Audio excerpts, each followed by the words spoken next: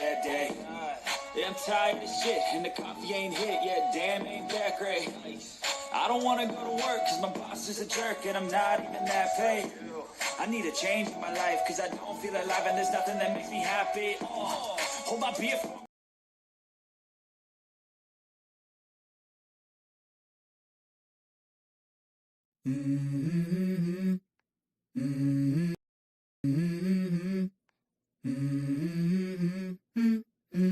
Let's go. I wake up to a little bit of drool on my pillow, feel like it's gonna be a bad day. Yeah, I'm tired of shit, and the coffee ain't hit yet. Damn, ain't that great. I don't wanna go to work, cause my boss is a jerk, and I'm not even that paid. I need a change in my life, cause I don't feel alive, and there's nothing that makes me happy. Hold my beer for a minute. I'm about to quit my job, cash in for a ticket. I'm going on a trip and I don't plan to visit. I'm gonna stay there till I feel like I'm winning. And this is just the beginning. I need a big change, help me feel like living. I need a big swing, home runs I'm hitting, and I'll never look back, moving on till I get it all. And we all got dreams, we all want things, but what you gonna do for it? How you gonna move for it? What you gonna be? And do you believe you can do anything? Then what you gonna do for it? How you gonna move for it? What you gonna be?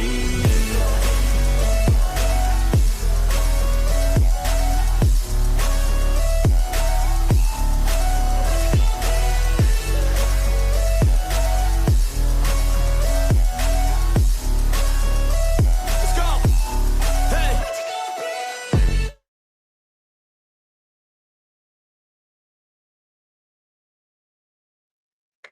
Hello, everyone. Thank you all for being here tonight. We have part 2 of our live. Part 2. We're going to start with Hillary. Hillary. Oh, Lord, Hillary was on fire last night. I only showed a short clip at the end of Hillary. Bill, we're going to put you back to the end, okay? But we got to start with Hillary. Gosh, let me just say thank you all. Tell you what, if you all can hear me well, because the storm, doing a lot of raining here and everything bad. If you can hear me well, good. If the audio is good, put a 1 in the chat so I know you all can hear me. Thank you. Put a 1 in the chat, and if you can't hear me, let me know. All right. It is bad.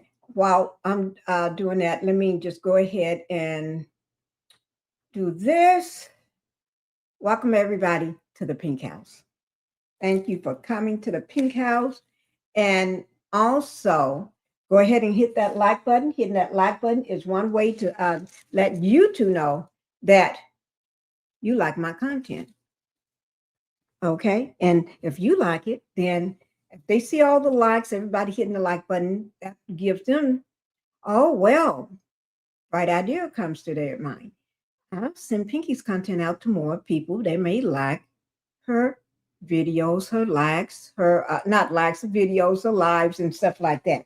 All right. And also, if you can, go ahead and subscribe to the channel. Not if you can, it's free. So go ahead and hit the like button and subscribe. Both of those are free. Doesn't cost a thing. All right.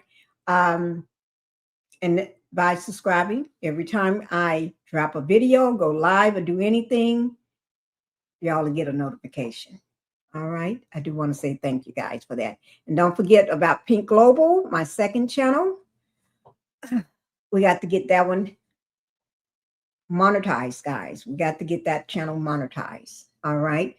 Go over, hit the like button on Pink Global. Watch a video. All right. Thank you, guys. Now, let's go ahead and get into this. The Clintons video. Oh, Lord. Their deposition. They tried to block this. Yeah, y'all know when I say they, the administration. Okay? They tried to block this. This is part 2 live. Okay? They tried to block it. But let me tell you what Hillary did. Okay, now this is the full deposition. Hillary and Bill, we're going to analyze this.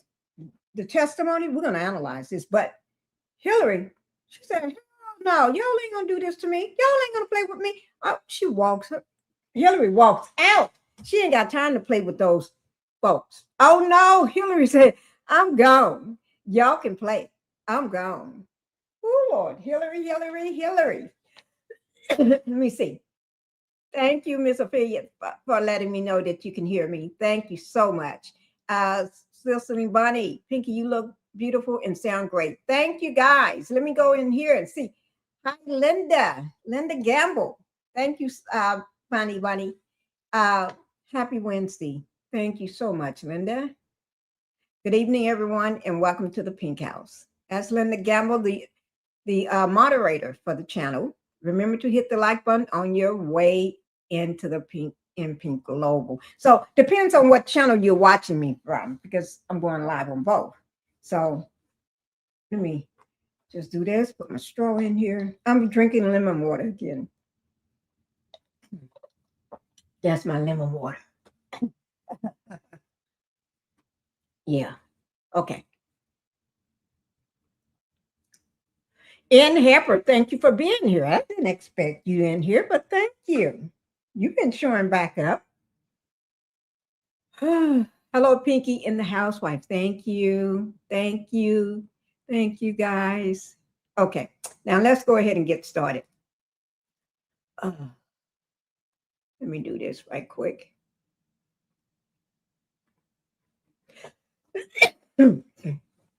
Sore, scratchy throat. I think that's how my baby Phoenix said. Ain't nothing be wrong with him. If you hear Mama say, he'll say it. Okay, we're gonna go ahead and get started. Now, let me just put it out online. Okay, I had pulled up everything, had it all sitting and waiting. Power went out. The storm knocked everything out. I was sitting in my media room, eating and watching this movie, right? I think I must have fell asleep on it because I started on episode 7, but I told my daughter, I don't remember how they got there. What happened? I said, I must have fell asleep. So we went back and put me on 6, right? Episode 6. And I had to go all the way to the end, almost toward the end, to try to figure out, okay? But anyway, sitting there just eating. Everything went dark. The whole house went dark. Boom. Big thumb, boom. I'm sitting in a media room. You know, media rooms are dark, right? Your movie theater, dark. I'm sitting in there looking, oh, Lord. And my daughter came back when the power came on, got that situated in there for me. I didn't think about what went on here. I didn't think about the studio, what went on in here, right? So right before I get ready to go live, I'm coming in here to sit down, touching everything, nothing coming up.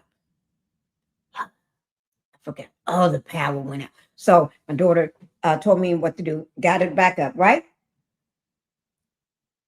Everything I had lined up, gone.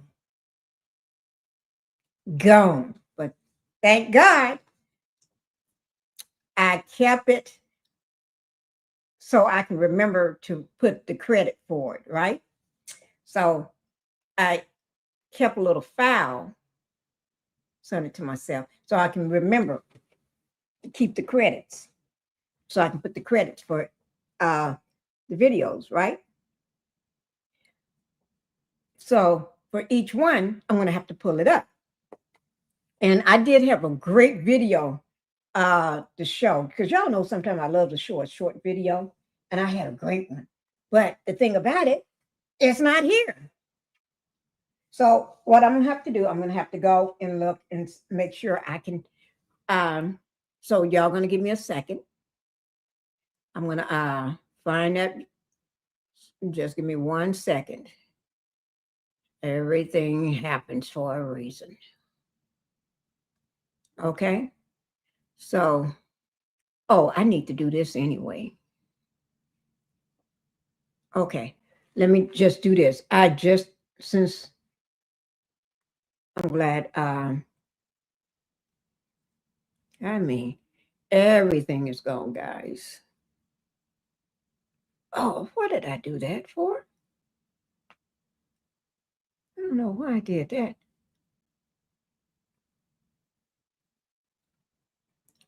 Okay, I'm getting it together, guys. Just give me a second. Just get a pinky a second. Okay? Y'all know I get it together. Because we're getting ready to have some fun, especially with these files here. Let me just try to get it all back up. Okay, I got part of it.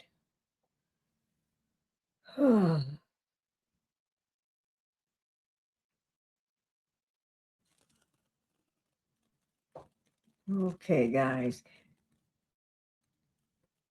Tell me what part of the neck of the woods are you all in? Where are you all tuning in from? I would love to know while I get this. I'm going to go ahead and pull up the Hillary and start with Hillary right now. What the heck is that? Is that something I put out?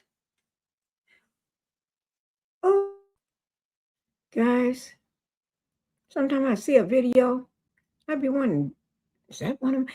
I came across a video of mine. I didn't even know it was mine. I actually had to wait and listen to it to make sure. I think, and I put that video out last year, and it was so fun going back just to listen to one of my videos. Okay, now here's Hillary. We're going to go ahead and start with Hillary. Okay. Okay. Okay, I got Hillary up here. So what is this? I don't know. I'm going to pull it behind. Oh, Hillary. Okay. Y'all ready? Okay, here we go. Let me get Hillary started. We're going to just jump on in because I had a short video for y'all to watch. I can't do that right now because, oh, wait, let me do this. And let me check and do this here. Okay. Okay, now this is Hillary. I'll let y'all see it. Okay. This is Hillary deposition. Hillary Clinton full deposition on Jeffrey Epstein ties before the House Oversight panel. Okay. And this was with PBS News. PBS News, guys. So we're going to do this. We're going to put it large and in charge. Now, y'all, let me see. This is a 4 hour, 35 minutes, but we're not going to do 4 hours. Y'all know we're not. No. Y'all know I don't go. I used to do that stuff a long time ago, do 4 hour lives, 5 hours. And I don't do that no more. Take too much out of me. We used to be having a rocking old time though. Y'all got to remember. We used to be rocking then, having so much fun. But we ain't doing that now. No, we ain't doing that. We ain't doing that. Okay.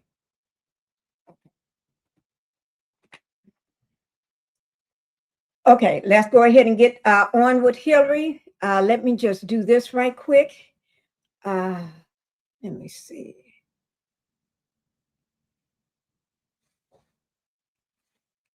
Okay.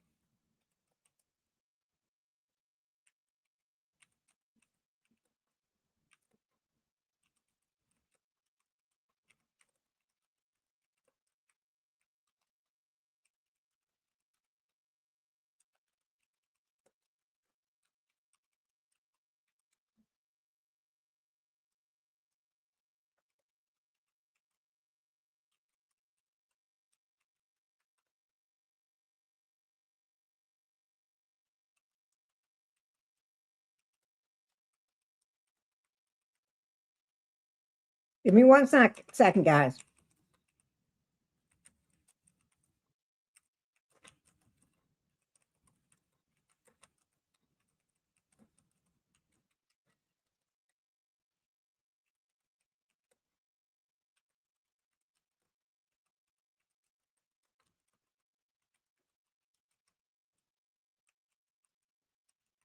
Okay, I'm ready, guys. Sorry about that.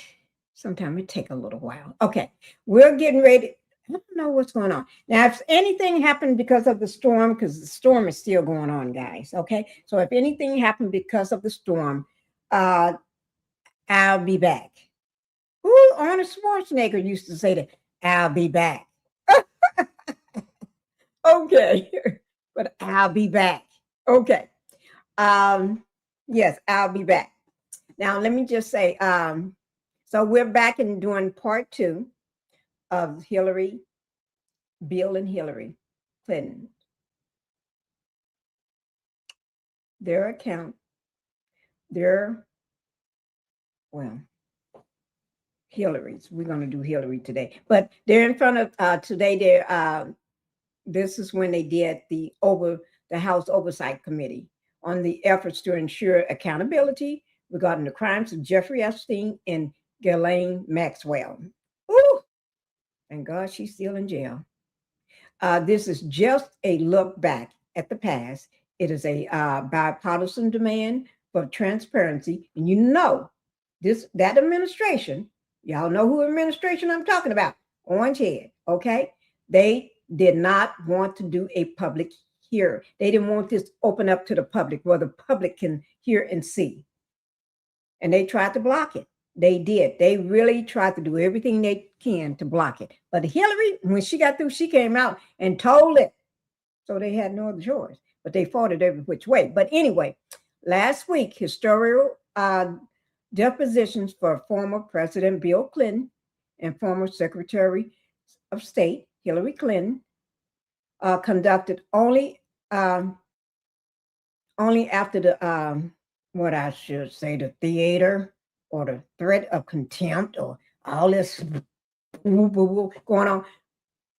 Congress marks a critical moment for the principle that no one is above the law was put into practice. Wait now, let me just tell you this. They tried to do roughshod. Oh, now, Hillary wasn't having it.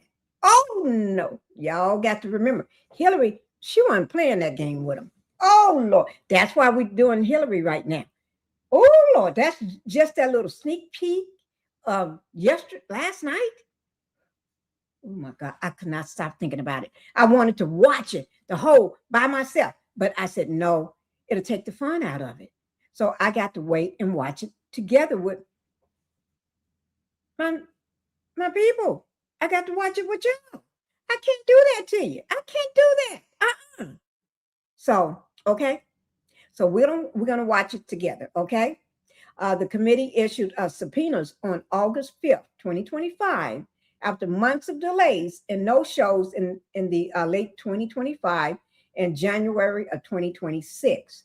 The Clintons only agreed to testify after the committee voted on a bipartisan basis to move forward with contempt of Congress charges.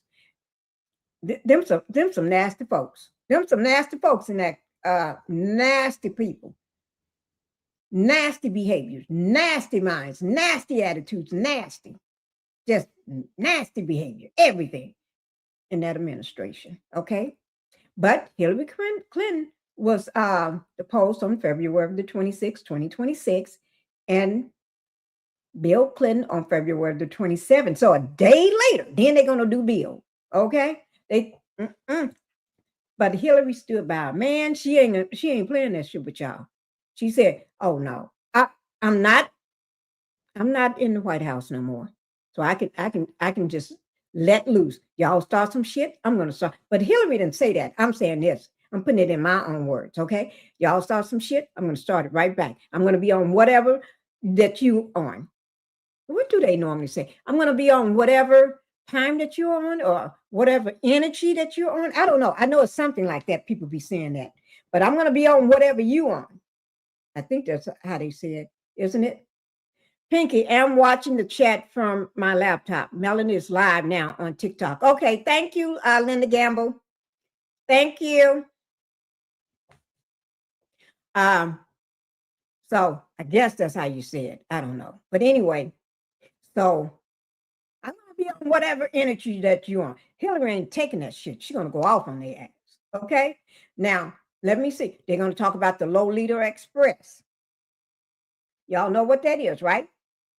He admitted to traveling on Epstein's plane. That's Bill on Epstein's plane, but maintained it was solely for Clinton Foundation humanitarian work. Okay. They talking about the AIDS program. Okay. We'll have to see now. But Bill talks too much. That's one thing we all agreed to last night. Bill, don't give them too much information. Just answer the question, yes or no. Just shut it up. And the woman was sitting beside him. She was trying her best, but Bill is a talkative one. He loved to talk. Bill, you need to be quiet, okay? But anyway, okay. The fence, let's talk about that. Okay. Bill, he denied ever visiting Epstein's private island or witnessing any signs of human trafficking or SA. Bill. I ain't saying nothing. I'm not saying nothing. Okay, because I got to stick to the points. Okay, now the total denial. Let's just get into the video, and then I'll bring up some more points for y'all. Let's get into Hillary. Okay, 21 minutes into the side, we're getting ready to break Hillary voice right now. Ready, set, go. Okay, and y'all make sure you put in the comments. Put in the chat your comments on this, how you feel about this. Okay, I really want to know. I really want to know. If something pops out at you, whether you believe it or not, let me know.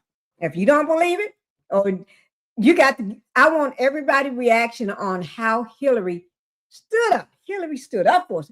Hillary got up like this here.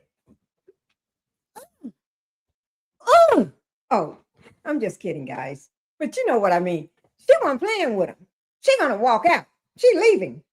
I hear you, Hillary. Get up, girl.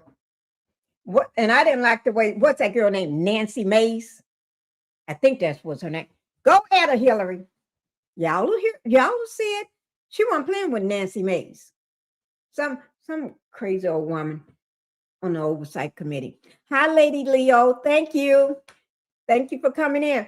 Lady Leo, you haven't missed nothing. I'm just getting ready to put her video on. I was giving y'all an update and talking and going over some much needed information.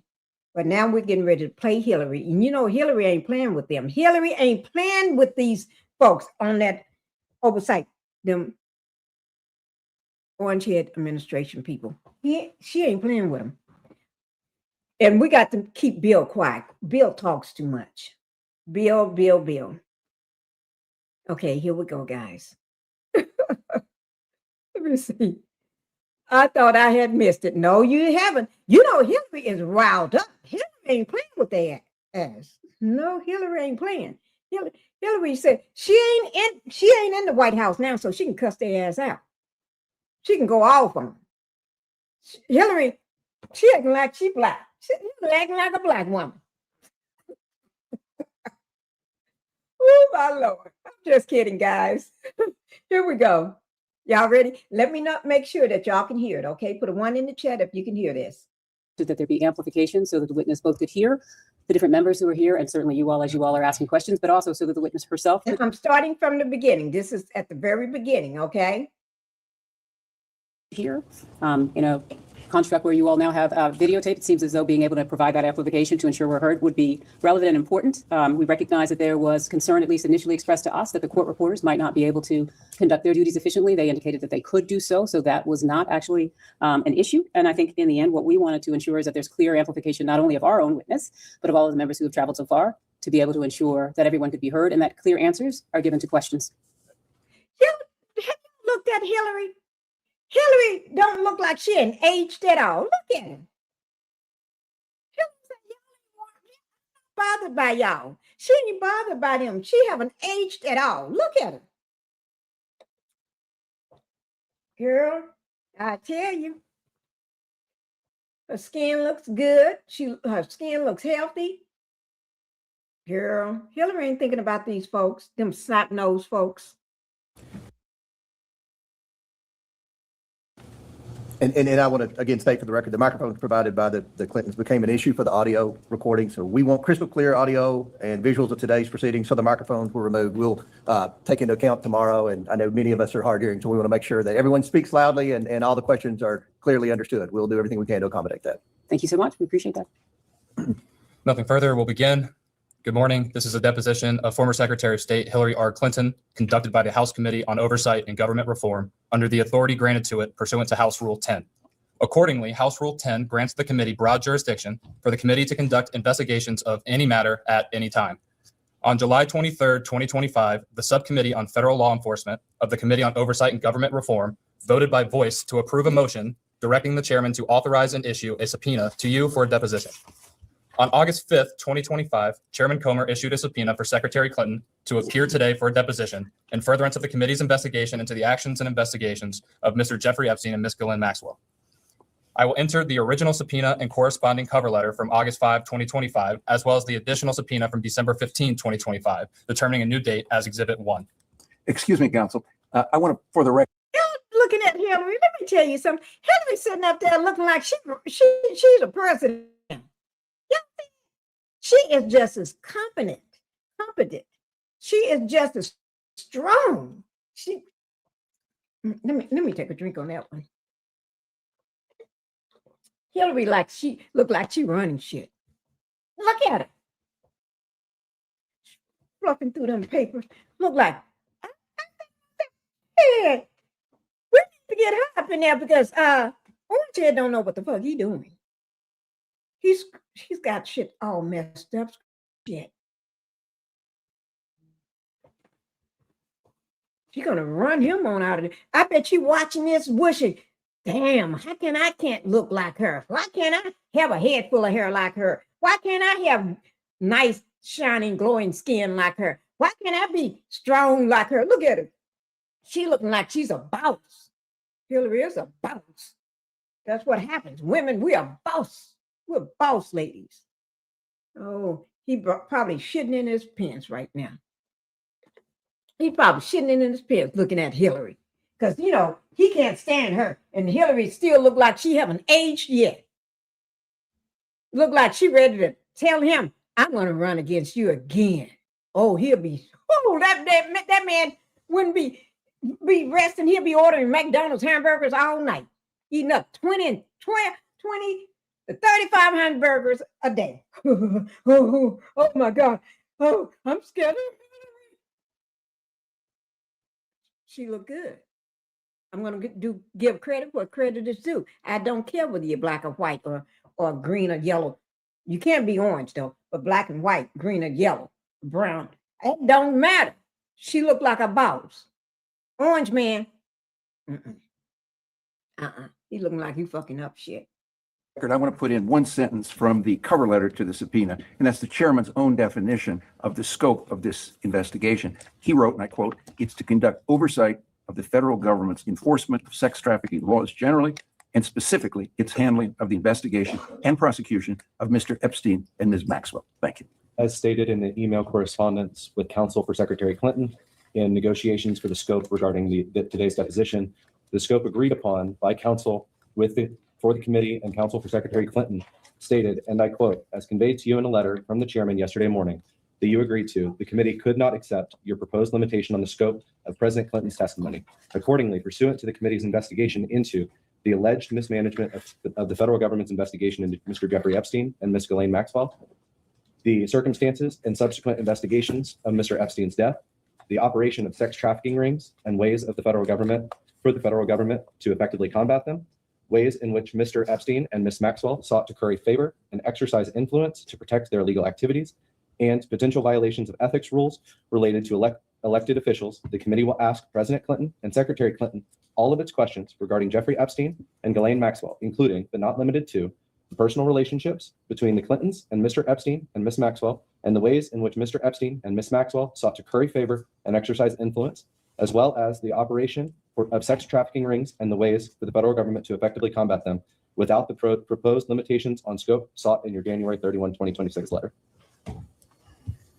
I will enter as Exhibit 2 the correspondence between Chairman Comer and counsel for President Clinton and Secretary Clinton. This correspondence includes the following letters. October 6, 2025, letter from David E. Kendall to Chairman Comer and Ranking Member Garcia. October 22, 2025, letter from Chairman Comer to David E. Kendall. November 3, 2025, letter from David E. Kendall to Chairman Comer and Ranking Member Garcia. November 21, 2025, letter from Chairman Comer to David E. Kendall. December 10, 2025, letter from David E. Kendall to Chairman Comer and Ranking Member Garcia. December 15, 2025, letter from Chairman Comer to David E. Kendall. January 3, 2026, letter from David E. Kendall to Chairman Comer and Ranking Member Garcia. January 8, 2026, letter from Chairman Comer to David E. Kendall. January 12, 2026, letter from Ashley Callan and David E. Kendall to Chairman Comer. January 13, 2026, letter from President William J. Clinton and Secretary Hillary R. Clinton to Chairman Comer, encompassing attached declarations under the penalty of perjury of both President Clinton and Secretary Clinton. January 20, 2026, letter from Ashley Callan and David E. Kendall to Chairman Comer.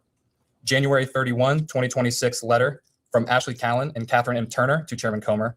And February 2, 2026, letter from Chairman Comer to Ashley. Hi, sweet tea. Thank you for being here, guys.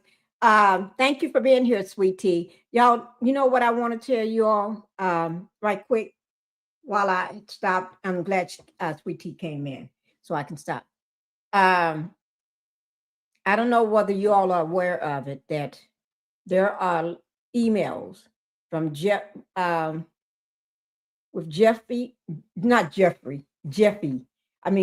Epstein. And they're talking about hunting Black people, allegedly. But I saw the emails. Hunting Black people, allegedly. Okay, allegedly, in my opinion. But I saw the emails. I want to do. I'm going to try to do a live on that when we get through with all this. Hunting Black people. They're talking about it in emails. You know, like all those different movies people been talking about, like Eyes Wide Shut or Open Wide or whatever you call those movies, and Hunger Games and all that stuff, because I don't watch them. But anyway, I did watch Eyes Wide Shut. I think that's what you call it. I did watch that while I was out for that whole month. I did watch it because I heard somebody talking about it. So I wanted to make sure, but I can't remember the name of Eyes Wide Shut or something like that. I don't know. But anyway, yeah, we're going to talk about that. That's some sick, sadistic stuff. Hunting people. Y'all wrap your brains around that one. Wrap your brains around it. Hunting Black people. Okay, that's all I got to say. Okay, in emails and all that crap and all those papers. Yeah, there's some stuff we haven't even scratched the surface of yet. Ashley Callan and Catherine M. Turner. The committee originally noticed the deposition on December 12, 2025 for Secretary Clinton to appear before the committee on December 18, 2025. I will mark that notice as Exhibit 3. I will mark as Exhibit 4 the postponed notice date December 16, 2025 for a deposition of Secretary Clinton to occur on January 14, 2026. Secretary Clinton did not appear for her deposition on January 14, 2026. I will enter as Exhibit 5 the transcript for the deposition for which Secretary Clinton failed to appear. The committee noticed a committee business meeting on January 14, 2026 to consider the contempt report for Secretary Hillary R. Clinton to be held on January 21st, 2026. I will mark that notice as Exhibit 6. I will mark as Exhibit 7 the contempt report for Secretary Hillary R. Clinton voted favorably out of the Committee on Oversight and Government Reform. I will mark as Exhibit 8 the final roll call vote sheet on favorably reporting the contempt report of Secretary Hillary R. Clinton out of the Committee on Oversight and Government Reform. The committee noticed today's deposition on February 19, 2026. I will enter the notice for this deposition as Exhibit 9. I will enter as Exhibit 10 an email thread between Committee on Oversight and Government Reform staff and counsel for President Clinton and Secretary Clinton. The email thread confirms the date, time, and location, among other terms, of today's deposition. Additionally, this email thread clearly states the agreed upon terms, including but not limited to video recording, no predetermined time limit, and scope. Can the witness please state her name for the record? Hillary Rodham Clinton. Thank you. My name is Billy Grant. I am the Deputy Chief Counsel for Investigations for Chairman James Comer. It's about time. Under the Committee on Oversight and Government Reform's rules, you are allowed to have counsel present to advise you during this deposition. Do you have counsel representing you in a personal capacity present with you today? I do. Will all counsel please identify themselves for the record? David Kendall, Williams and Connolly, LLP. Catherine Turner, Williams and Connolly, LLP. Cheryl Mills, counsel to the secretary. Thank you. For the record, starting with the majority staff, can the additional staff members please introduce themselves with their name, title, and affiliation? Jack Emmer, Chief Counsel for Investigations for Chairman Comer. Peter Spector, Deputy Director of Oversight for Chairman Comer. Daniel Ashworth, General Counsel for Chairman Comer. Ryan Giacchetti, Chief Counsel for Chairman Comer. Will Harness, Professional Staff Member for Chairman Comer. Emily Feierabend, Counsel for Chairman Comer. Melvin Soto, Digital Director for Chairman Comer. Allison Tolan, Counsel, Chairman Comer. Anna Caffey, Professional Staff Member, Chairman Comer. Professional staff member. Chairman Comer. Thank you. Could you use the microphone? I'm sorry, I cannot hear you over there. Could you please repeat your name? Austin Hacker. No, this gentleman here in the black. Mark Oren, Thank you. Staff Director, Chairman Comer. And the next one? Jasmine Collins, Communications Director for Staff. Valerie Kovar, Chief Clerk and Director of Operations, Chairman Comer. Ashley Vineyard, Deputy Staff Director for Chairman Comer.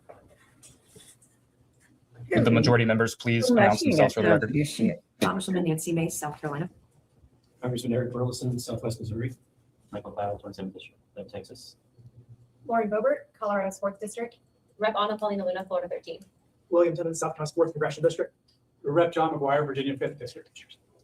Will the minority staff please identify themselves for the record? Would the minority members please announce themselves for the record? Ranking Member Robert Garcia. Representative Suhas, Silver Valley, Virginia. Representative James Walkinshaw, Virginia 11. Representative Yochman Ansari, Arizona's 3rd District. And I'm James Comer, Chairman of the committee from Kentucky. Thank you all. Secretary Clinton, before we begin, I would like to go over the ground rules for this deposition. The questioning will proceed in rounds. The majority will ask questions for an hour, and then the minority will have an opportunity to ask. They're going to go over some ground rules, and they're going to be the first ones, that administration, to break every damn ground rule there is. I don't know why they saying it, because you can't trust them to do any damn thing. They lie and cheat. So, wow, we just have to listen to it, because they ain't going to follow it through. Questions for an hour, if they choose. To the extent members have questions for the witness, they will be propounded during their side's respective rounds. The clock will stop if you need to confer with counsel, your counsel is speaking, and when members or staff are speaking during the opposing side's round of questions. We will alternate back and forth until there are no more questions. Do you understand? I do. There is a court reporter taking down everything I say and everything you say to make a written record of the deposition. For the record to be clear, please wait until the staffer questioning you finishes each question before you begin your answer, and the staffer will wait until you finish your response before proceeding to the next question. Further, to ensure the court reporter can properly record this deposition, please speak clearly, concisely, and slowly. Also, the court reporter cannot record nonverbal answers, such as nodding or shaking your head, so it is important that you answer each question with an audible verbal answer. Do you understand? I do. Exhibits may be entered into the record. Majority exhibits will be identified numerically. Minority exhibits will be identified alphabetically. Do you understand? I do. We want you to answer our questions in the most complete and truthful manner possible, so we'll take our time. If you have any questions or do not fully understand the question, please let us know. We will attempt to clarify, add context to, or rephrase our questions. If we ask about specific conversations or events in the past and you are unable to recall the exact words or details, you should testify to the substance of those conversations or events to the best of your recollection. If you recall only a part of a conversation or event, you should give us your best recollection of those events or parts of conversations that you do recall. Do you understand? I do. You are required by law to answer questions from Congress truthfully. This also applies to questions posed by congressional staff in this deposition. Do you understand? I do. If at any time you knowingly make false statements, you could be subject to criminal prosecution, including but not limited to perjury. Do you understand? I do. This includes both knowingly That's providing how you false testimony, but also stating that you do not recall or remember something when in fact you do. Do you understand? I do. Furthermore, you cannot tell half-truths or exclude information necessary to make statements accurate. You are required to provide all information that would make your response truthful. A deliberate failure to disclose information can constitute a false statement. Do you understand? I do. Is there any reason you are unable to provide truthful testimony in today's interview? No. Please note that if you wish to assert a privilege over any statement today, that assertion must comply with the rules of the Committee on Oversight and Government Reform. Pursuant to that, Committee Rule 16C1 states, for the chair to consider assertions of privilege over testimony or statements, witnesses or entities must clearly state the specific privilege being asserted and the reason for the assertion on or before the scheduled date of testimony or appearance. For the purposes of the deposition, objections must be stated concisely and in a non-argumentative and non-suggestive manner. If the witness refuses to answer a question to preserve a privilege, the committee may seek a ruling from the chair. If the chair overrules any such objection, the witness shall be ordered to answer. If the witness continues to refuse to answer a question despite being ordered to do so, the witness may be subject to sanction. Do you understand? Insofar as I understand the rules of privilege, I don't have any specific knowledge of your committee's ideas of privilege. Understood. Ordinarily, we take a 5-minute break at the end of each hour of questioning, but if you need a longer break or a break before that, please let us know and we will be happy to accommodate. However, to the extent that there is a pending question, we would ask that you finish answering the question before we take a break. Do you understand? Yes. Finally, I will note for everyone here today that the contents of what we discuss in the deposition is confidential under the House deposition regulation. Under the rules, the chairman and ranking minority member shall consult before any release of testimony or transcripts, including portions thereof. This means it is a violation of House and committee rules to disclose content of the deposition prior to its official release. For this reason, the marked exhibits that we will use today will remain with the court reporter so that they can go into the official transcript, and any copies of those exhibits will be kept at the table or returned to us when we wrap up. Can the court reporter please swear in the witness? Please raise your right hand. Do you solemnly swear or affirm the testimony you're about to give in this deposition will be the truth, the whole truth, and nothing but the truth? I do. Okay, now let's get Do you have any to other it. questions before we begin? Yes, I have an opening statement that I would like to deliver before we begin. Mr. Chairman, ranking member, members of the committee, as a former United States Senator, I have respect for legislative oversight, and I expect its exercise, as do the American people, to be principled and fearless in pursuit of truth and accountability. As we all know, however, too often congressional investigations are partisan political theater, which is an abdication of duty and an insult to the American people.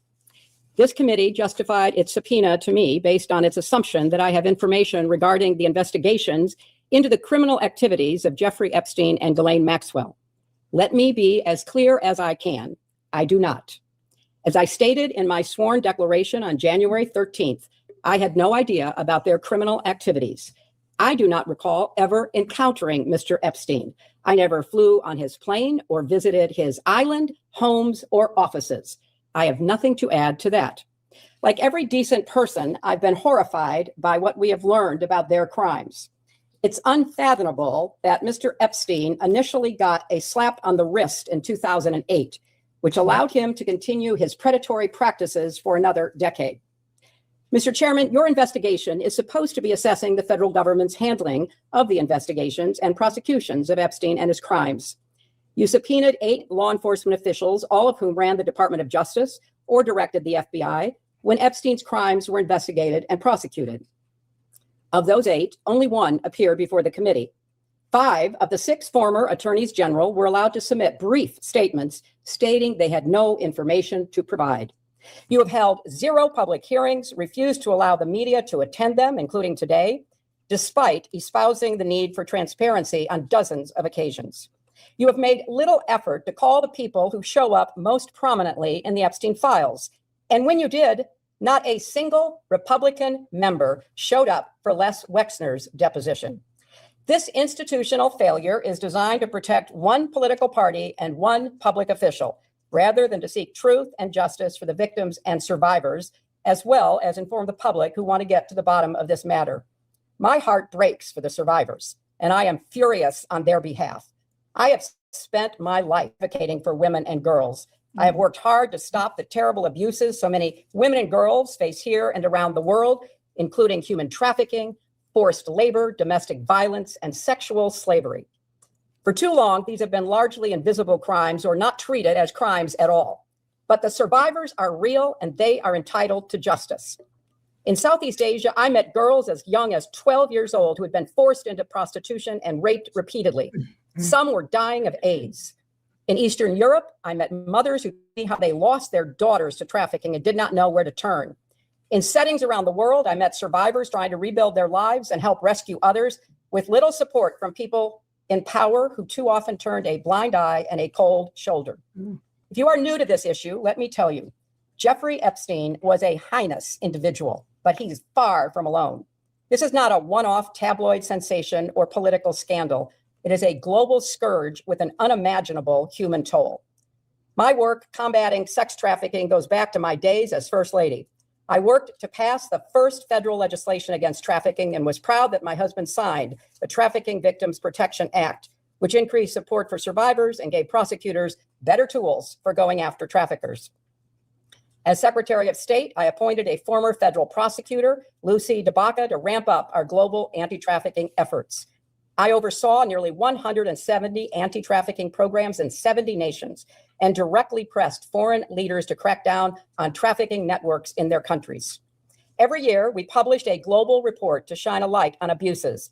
The findings of those reports triggered sanctions on countries failing to make progress, so they became a powerful diplomatic tool to drive concrete action. I insisted that the United States be included in the report for the first time ever in 2011. Because we must hold ourselves not just to the same standard as the rest of the world, but to an even higher one. Sex trafficking and modern slavery should have no place in America, none. Infuriatingly, the Trump administration gutted the Trafficking in Persons Office at the State Department, cutting more than 70% of the career civil and foreign service experts who worked so hard to prevent trafficking crimes. The annual trafficking report required by law was delayed for months. The message from the Trump administration to the American people and the world could not be clearer. Combating human trafficking is no longer an American priority under the Trump White House. That's a tragedy, it's a scandal, and it deserves vigorous investigation and oversight. A committee endeavoring to stopping human trafficking would seek to understand what specific steps are needed to fix a legal system that allowed Epstein to get away with his crimes. A committee run by elected officials with a commitment to transparency would ensure the full release of all the files.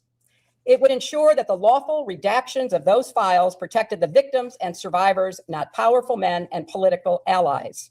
It would get to the bottom of reports that DOJ withheld FBI interviews in which a survivor accuses President Trump of crimes.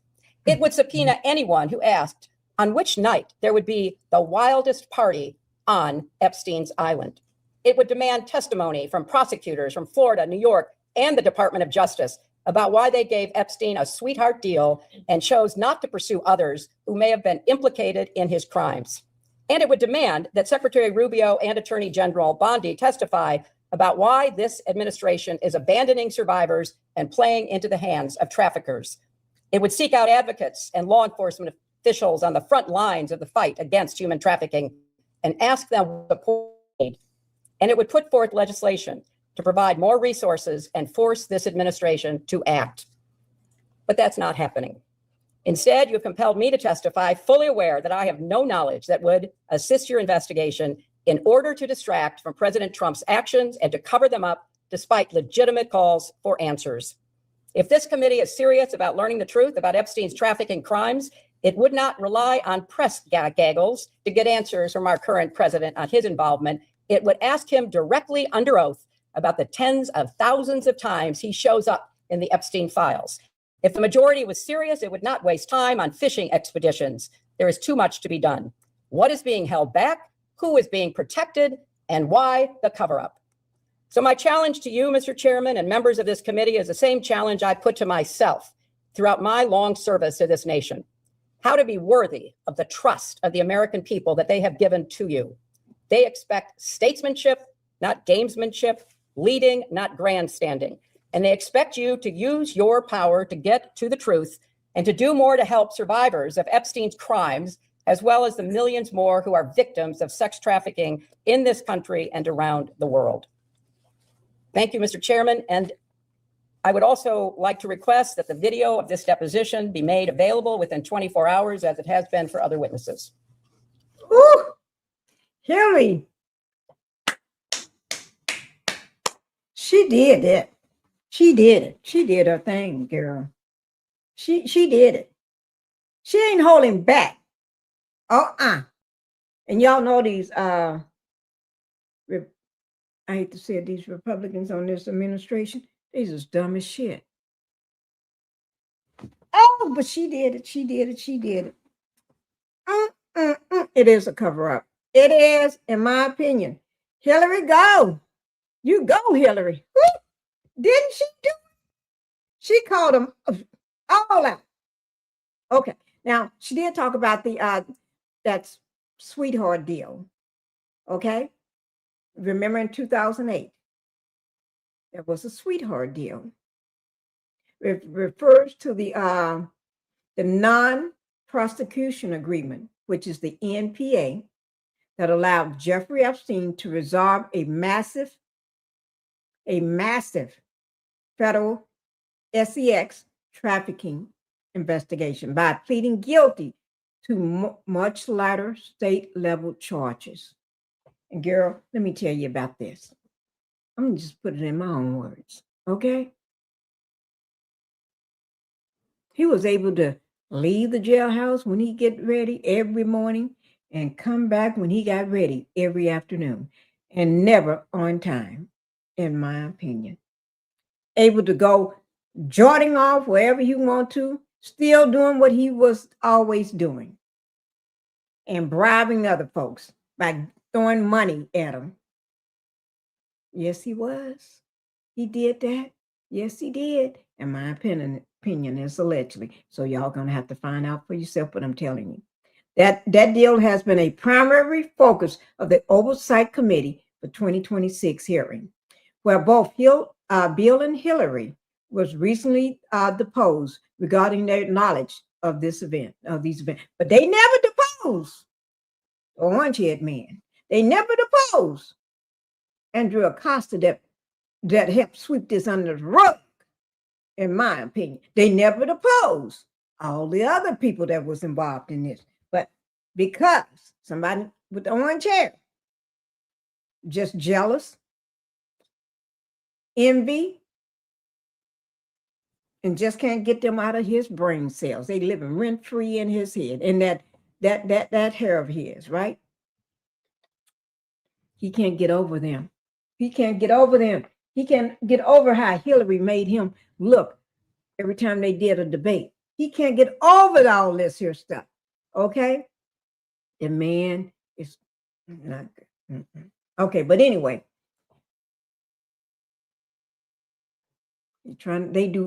People doing everything to put themselves on the line just to cover up for somebody that would to run the bus over them. The minute you don't do something he asks, he's gonna run the bus over you, allegedly speaking, okay? Run the bus over you. You're gonna get ran over by the bus. Okay? All right. But that's the sweetheart deal. But the U.S. attorney, which is Andrew Acosta, the agreement is often cited as a failure of justice because it allowed a suspected PPPP filer. I have to say it in a way that they won't know what I'm saying. A PPPP filer. Let me see, can I say it? I don't know, have y'all ever heard of pig language or pig Latin? Allophile. Let me see how to say it. I used to know how to speak it all the time That was our language when I was growing up. Elephile. I think it's elephile. Elephile. I have to make sure. I have to ask one of my brothers or sisters.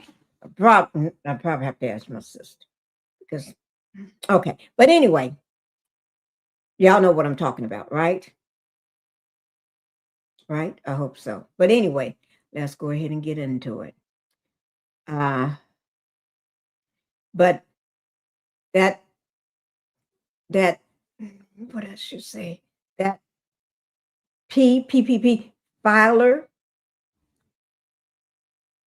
of dozens of minors, kids, like Hillary said, these are kids, to serve a minimum sentence. And when I say minimum, I really mean minimum. Okay, Epstein pleaded guilty to 2 state felony counts of solicitation, prostitution, including one involving a minor.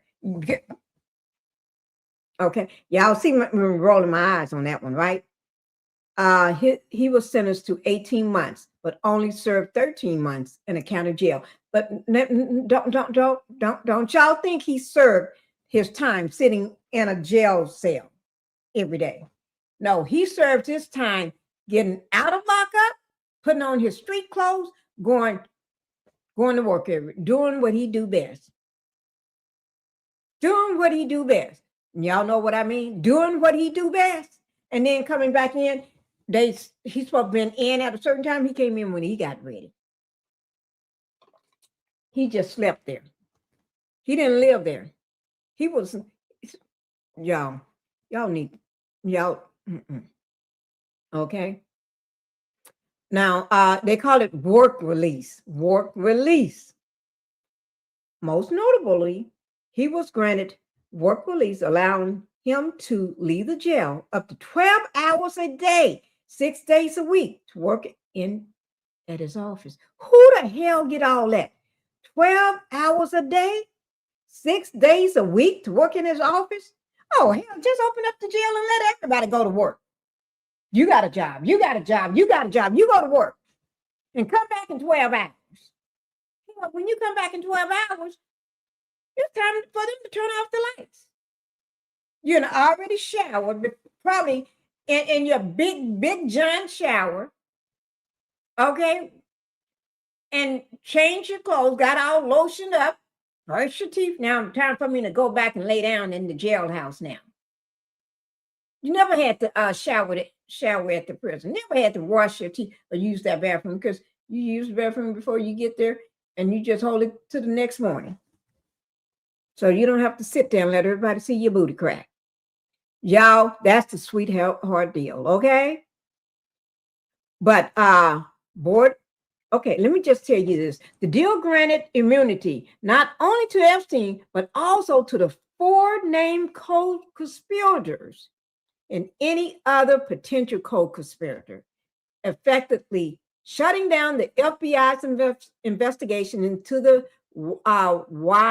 wider network. Now, it wasn't just him. It was a wider network at the time.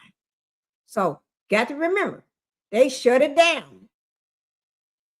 No co-conspirator, no potential co-conspirator, nobody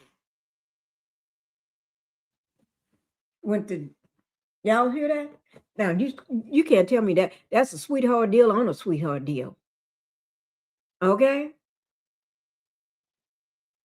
I just want y'all to know that. Okay, let me get back to Hillary, because Hillary, she ain't taking that mess. Thank you, Madam Secretary. The time reads 11:34 a.m. The majority's time will begin now. Madam Secretary, in the interest of efficiency here today, I'm going to ask you one question followed by a list of names. The question can be answered yes or no. If you do indicate yes to an individual, I will come back and revisit that at the end. The question is, have you ever communicated with any of the following people relating to Jeffrey Epstein or Ghislaine Maxwell? Richard Kahn. No. Darren Endyke. No. Sarah Kellen. No. Doug Band. Not that I recall. That's how you answer, Bill. No. Lawrence Summers. No. Huma Abedin. Have I ever talked to her about this in preparation for this hearing? I have. Outside of that, Not that I recall. Noam Chomsky, No, Leslie Groff, no, Nadia Marcinkova, No, John Luke Brunel, no. I don't know most of these people. Should I tell you that I don't know who they are or just tell you I never talked to them? just so you never talked to, Okay. that's fine.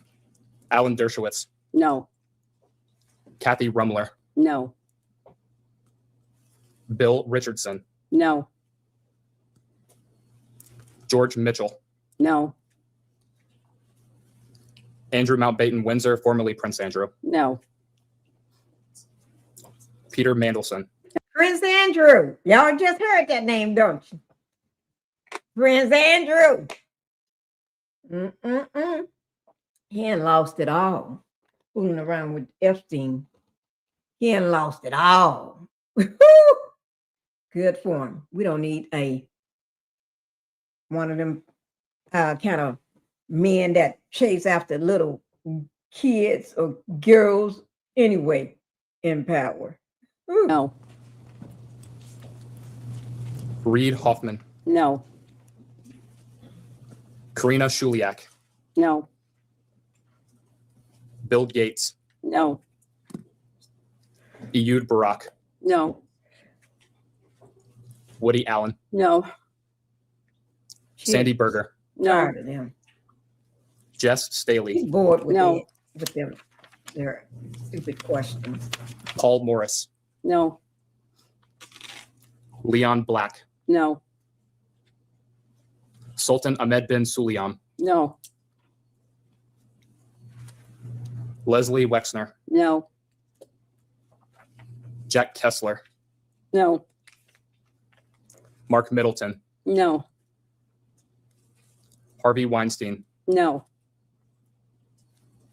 Ellie de Rothschild, That's No. a rough child again. Ariane de Rothschild, no, Lynn Forrester de Rothschild, no, any other members of the Rothschild family, no, I got to see exactly Glenn what Dubin. they're in no, the Rothschild because they name keep Eva popping Anderson up. Dubin, All of no, them. Casey Wasserman, no, Larry Visoki, no, David Rogers, no, Ira Magaziner, no, Daniel Gilbert, no, Karen Ewing, no, Stacy Plaskett, not that I recall. Howard Lutnick, No, not that I recall. Steve Bannon. I don't know if I've ever met him. You all have to introduce me. I take that as a no. Just to be absolutely clear, you've asked if I've ever communicated about Jeffrey Epstein, a man I never met, with any of these people, most of whom I've never heard of and certainly not met. That's the premise of your question. Mr. Epstein or Mrs. Maxwell. You did not say that. I did say that in the beginning. I will repeat the question. No, that's okay, but I didn't talk about her with any of these people either. I Understood. barely knew her.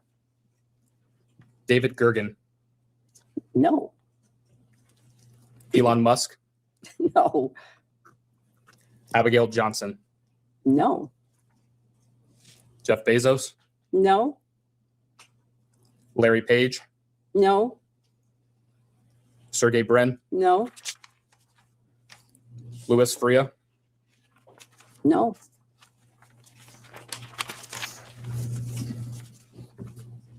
a new member arrived. Would they please introduce themselves for the record? Wesley Bell, Missouri First Immigration. Thank you, Yes, sir. Hillary. Could you read back the initial premise of your question? Because I too did not hear. Yes, ma'am. Have you ever communicated with any of the following people relating to Jeffrey Epstein or Ghislaine Maxwell? I didn't hear the Maxwell piece, but we could ask her. It doesn't matter. It's the same answer, but I did not hear the Maxwell name in there. Understood. What she said, doesn't matter. I like the way Hillary is. So was the last name you said Larry Page? It was Sergey Brin.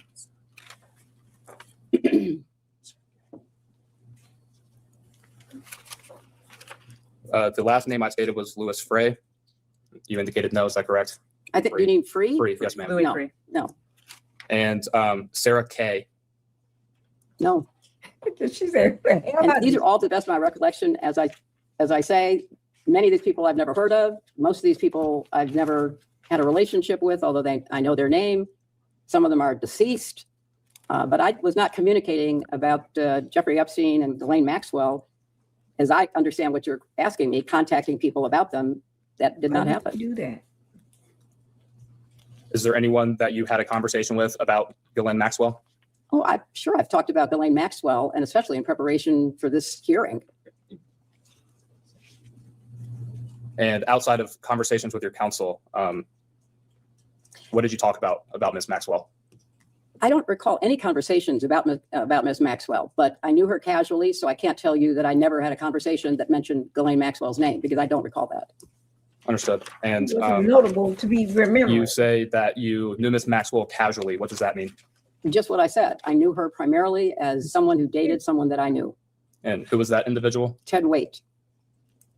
And who is Ted Waite? Ted Waite was a successful, as I recall, software developer.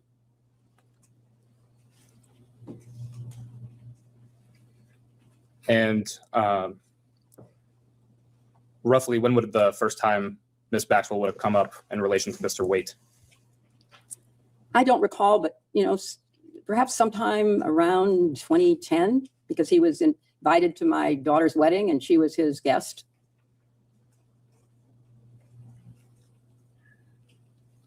Have you ever spoken with Ms. Maxwell personally yourself? I'm sure I have, yes. Did you estimate on how many occasions? Not many. I didn't see her very often.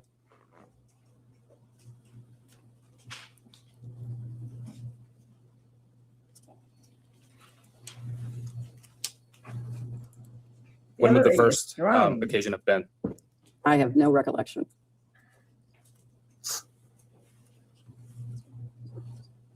Hillary said, y'all need to, come on, go find something else, somebody else to play with. Did your first interaction with Ms. Maxwell occur while President Clinton was president of the United States and you were First Lady of the United States? No, I do not recall ever meeting her while Bill was still in the White House.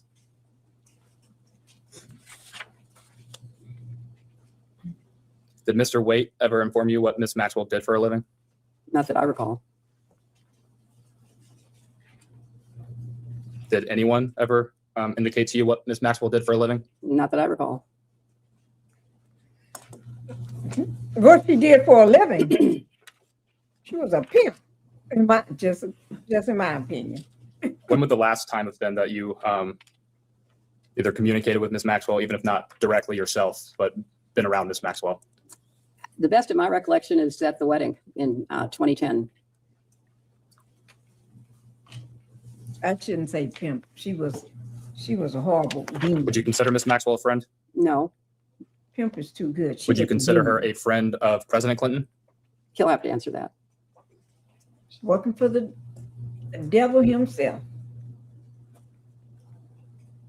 Would you consider Ms. Maxwell a friend of your daughter? She probably was friendlier with her than I was, because I didn't see her very often.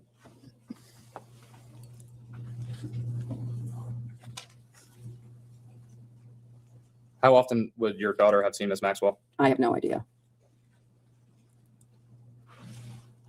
But again, it was in the context of her being in a relationship with Ted Waite.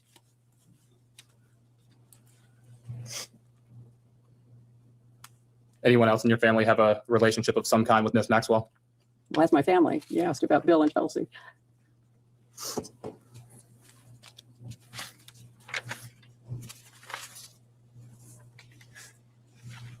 And just to make clear for the record, have you ever met Jeffrey Epstein?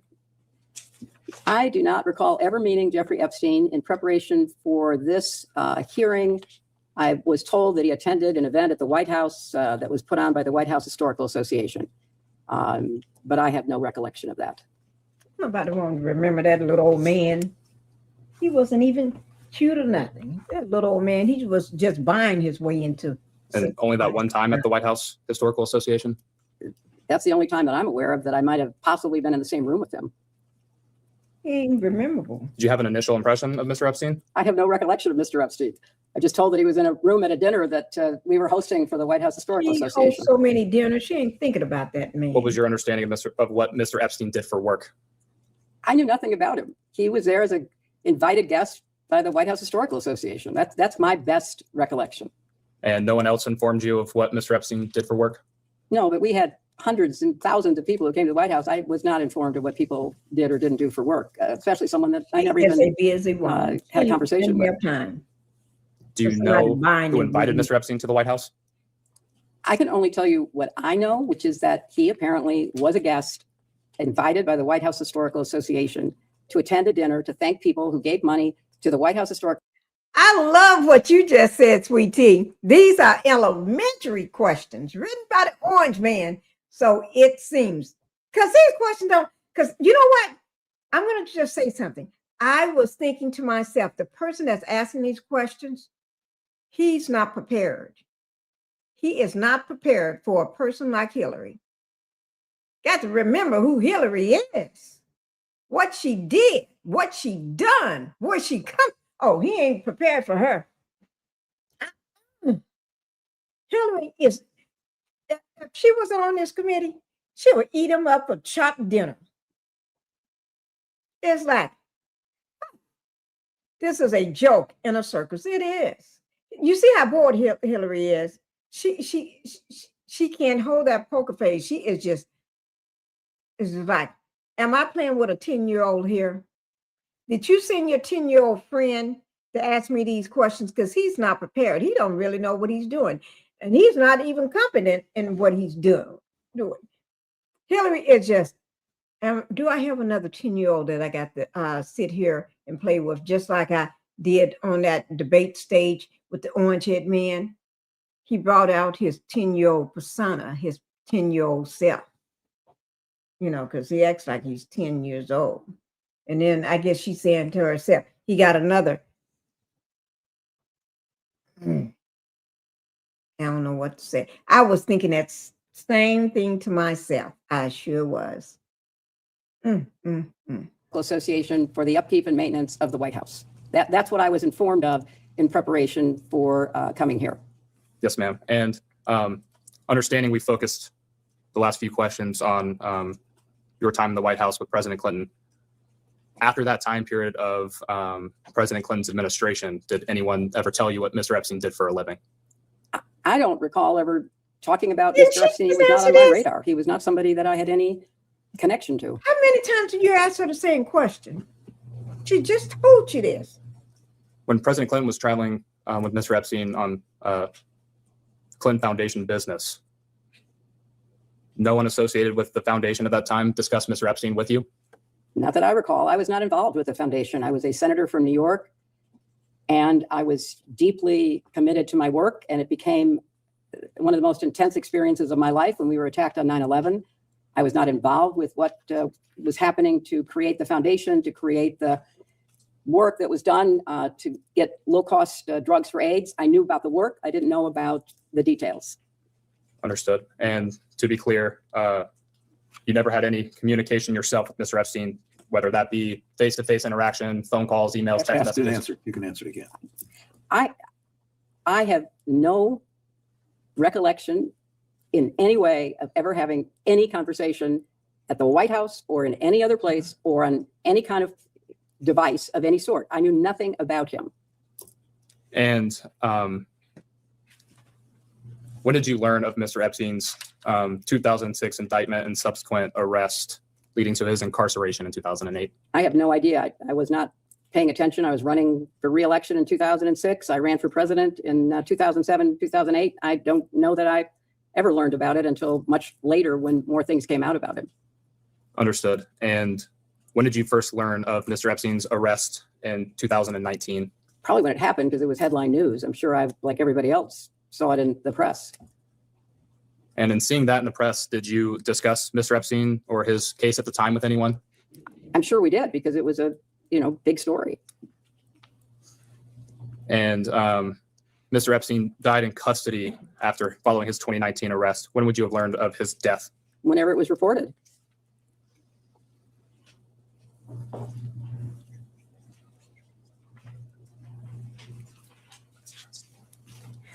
do that have to do with Going back anything? slightly, a question. You said you likely would have talked to someone regarding his arrest in 2019. Who would you have discussed that with? Whoever was around. I mean, it was a big story, as you recall. It was a very big story. I don't have any specific recollections. It wasn't something that I was particularly focused on, but it was a big story.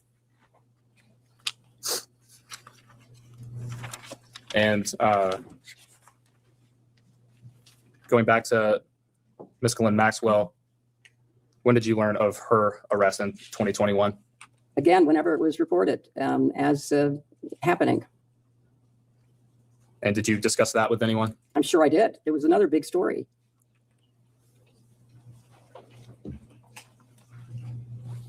And who would those discussions have been with? I don't have any specific recollection.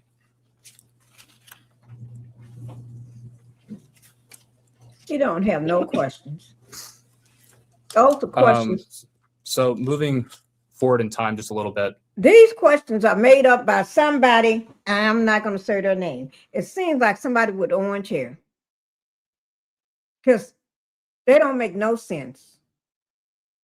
My baby Phoenix can make up better questions. Yeah. They don't make no sense. They're asking the same questions over and over. The same thing over and over. And she gives you the same answer over and over. Move on. Okay? You could have called somebody else to testify on the Epstein knowledge or how they know him. There's a lot of people you could have called. A lot of people. What about what about some of those people that are potential co-conspirators or none up for named co-conspirators? What about, I ain't gonna say it, Orange Head himself. What about, it's a lot of people I can name, but I don't want to say the names. But what? I don't know how to just shake my head on that one. I'm just going to give it up and just shake my head on it, okay? you were Secretary of State under President Obama, is that correct? Yes, it is. And it was during his first term, 2009 to 2013? What does Obama have to do with this? And President after you Obama. completed your time as Secretary of State, did you return in any role to the Clinton Foundation? I did. I became active in it at that point. And by being active in it, could you describe that for us, please? Tried to support the work that Bill and my daughter and the team had done, and look for ways to. Hi, Teffy. Thank you for coming in. And thank you. I'm glad to see you. This Hillary, she ain't playing no games with these people. Okay? This is good. Sweetie, exactly. You're right, girl. Be helpful. It was something that I wanted to make sure I could support. And please correct me if I'm wrong. You rejoined as a board member, is that right?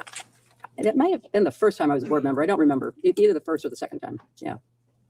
And speaking of, it sounds like you were heavily involved when you returned to the foundation, or I guess started with the foundation at this point. In trying to accomplish those goals and initiatives, what were you doing, broadly speaking, on a daily basis, monthly basis, that sort of thing? Well, I wanted to start a program about early learning for kids. And so we started something called Too Small to Fail, which I was very actively involved in with my daughter. And we worked with pediatricians and other people to help parents, grandparents, aunts and uncles read, talk, and sing to their children so that they could help build brain cells. That was a major priority of mine. And I'm very proud of what we've built and the difference that it's made in millions of kids' lives. I certainly did what I could to support the work that we do overseas through the Clinton Global Initiative, which has had a terrific track record of bringing people together to work in partnerships, to make commitments, to try to improve everything from, clean water to solar energy to improved education, all of the priorities that the partners we have bring to us that we try to help them with. And thank you for that, Madam Secretary. We've had a few members join us. Would you guys please announce yourselves for the record? Yes, Pat Fallon, 4th District of Texas. Scott Perry, 10th District of Pennsylvania. Thank you both. You're the last person. Mr. Perry, Scott Perry. Thank you so much. And Madam Secretary, as a board member, what type of responsibilities does that entail? Oh, attending the board meetings, approving the agenda of work for the year, the budget that goes with it, that kind of responsibility. And you mentioned the Clinton Global Initiative. Just for clarity, I will likely refer to that as CGI as we go forward with this. CGI is a part of the Clinton Foundation. Is that accurate? Yes. And what was your role with CGI at this time period, right after you left being Secretary of State?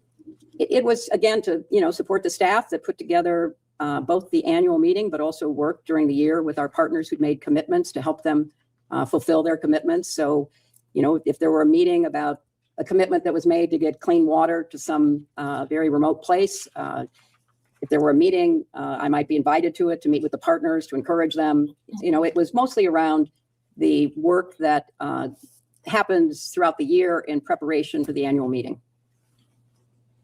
And forgive my ignorance, please. What happens at those annual meetings? The annual meetings are a way for people to come together to make commitments that they have previewed with our staff. So I'll give you an example. Probably around, I don't know, somewhere between 12 and 15 years ago, I don't know specifically, Matt Damon, the actor, came to the Clinton Global Initiative because he said he really cared about clean water. And could we connect him with people that he could work with to get more clean water in more places in the world? So we did. We connected him to this gentleman who was a real expert on clean water. They started working together. They created something called water.org, which was a Clinton Global Initiative commitment that was made at the annual meeting. And then our staff worked with them. And I think it's fair to say that, they've been one of the most successful organizations in actually delivering clean water. But it's that kind of work. It's people who might have a good idea. Maybe they've got some resources. Maybe they have some experience. I'll give you another idea. So Procter & Gamble called us and said, one of our scientists, one of our chemists in the UK has created this packet of chemicals that can literally make the dirtiest water clean enough to drink.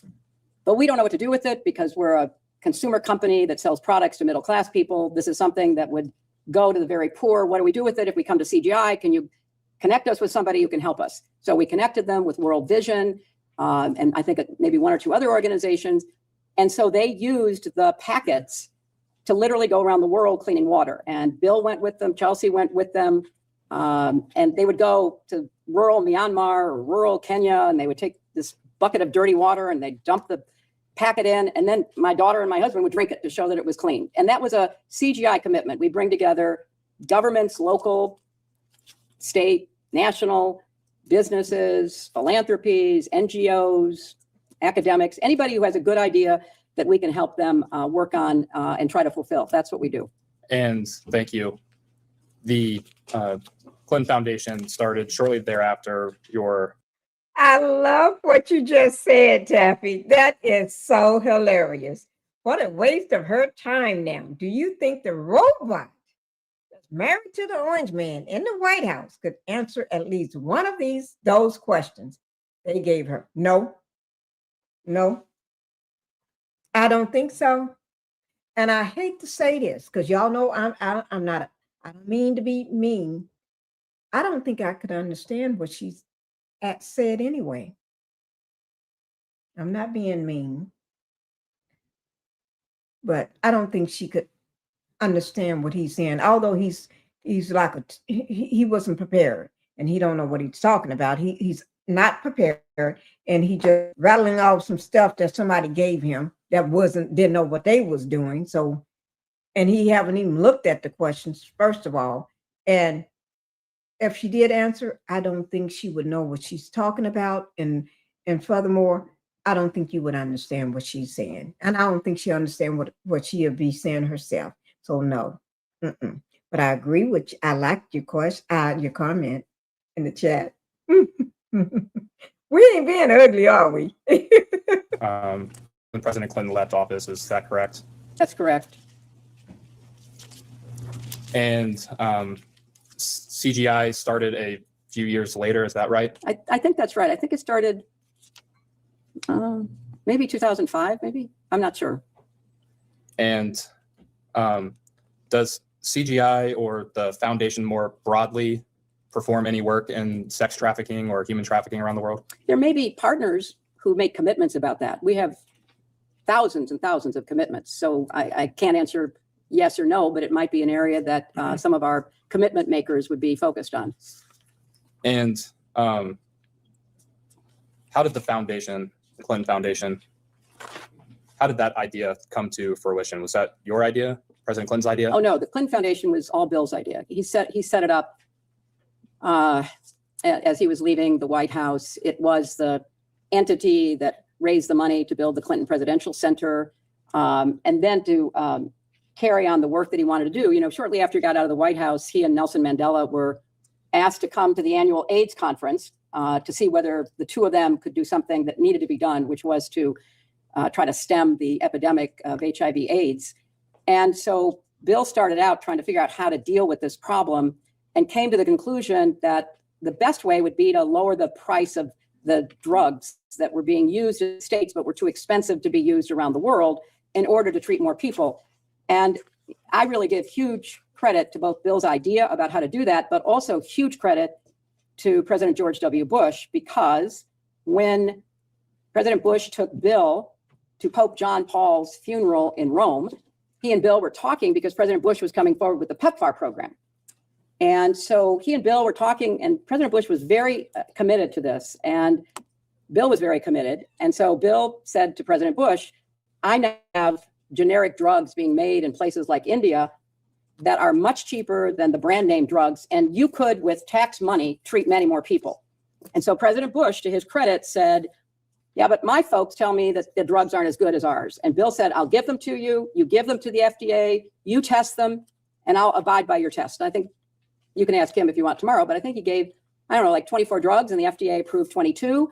And President Bush was as good as his word. And so we began as the United States and the Clinton Foundation, because of that connection and that partnership, we began treating millions of people with low-cost drugs, with federal PEPFAR money, saving millions of lives. Sadly, that's going to be reversed because of the attitudes of this administration and the cutbacks, but it was one of the great services to humanity. And I give President Bush and I give my husband enormous credit for doing something that wasn't going to get them headlines, wasn't going to get them, some kind of, statue put up, but was saving millions of lives, preventing mother-to-child transmission, preventing, people from dying. So that's what he was doing. And thank you for that. Did Mr. Ban play a significant role in helping set up the foundation initially? Yes, he did. And when CGI was initially created, whose idea was that? It was Bill's idea. He went to Davos and he called me after he'd been at Davos and he said, a lot of interesting people, but they don't do anything but talk. And I have a better idea. Why don't we get people together? And yeah, they can talk, but they have to make commitments and they have to follow through on the commitments. And we could have an annual meeting that would bring people who were willing to make commitments. And that was his idea. And I thought it was a really good idea. And I encouraged him to go out and see if he could put it together.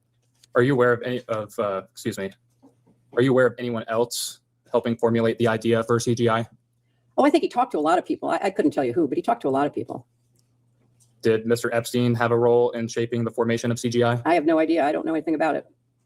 Did Glenn Maxwell have any role in shaping CGI? I don't have any idea about that.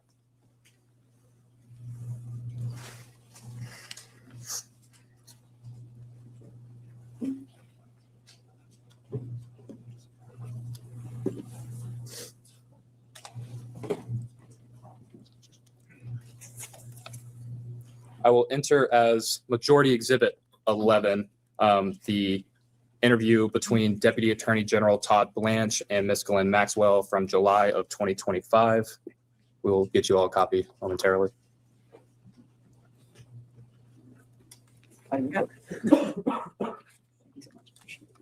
Guys,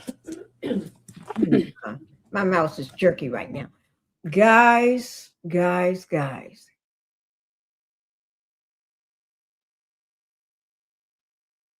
Jeffrey said, They no longer have that program anymore to help people that have AIDS, thanks to the orange head. Yeah.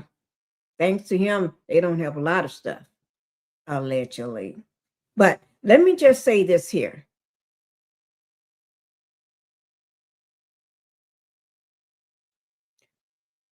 I know I brought it up earlier. We're going to talk about, I want to show y'all a video of them at the end, okay, that people been talking about the allegedly, and just in my opinion, okay, allegedly, okay, that Jeffrey Epstein talked with a Silicon Valley person, should I say, Silicon Valley researcher. They had discussed very extreme stuff, racist stuff, right? Ideology, okay, about black people.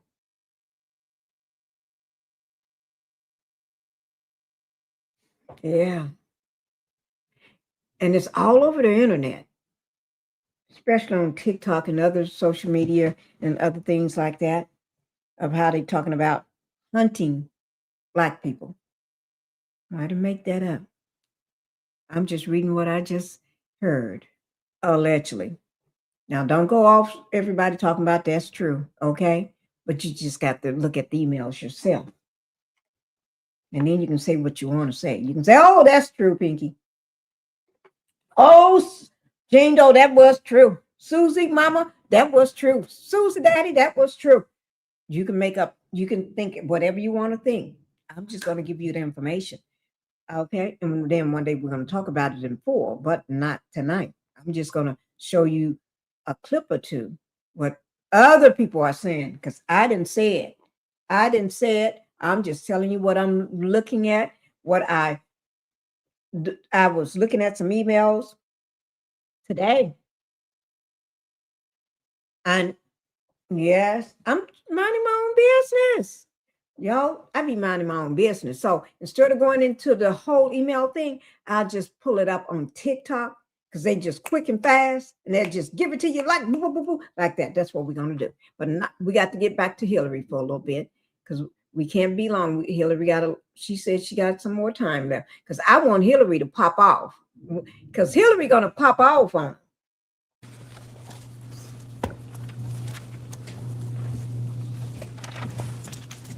And I'm sorry, what was this exhibit? This will be majority 11. I like your comments, Taffy, in the chat. Girl, this is a mess, hot mess.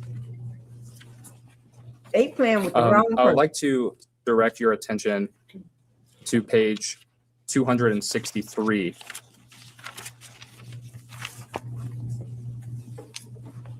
Good night, sweet tea. Good night. I know you got to get up and go to work in the morning, so you go ahead. Love you. Bye-bye.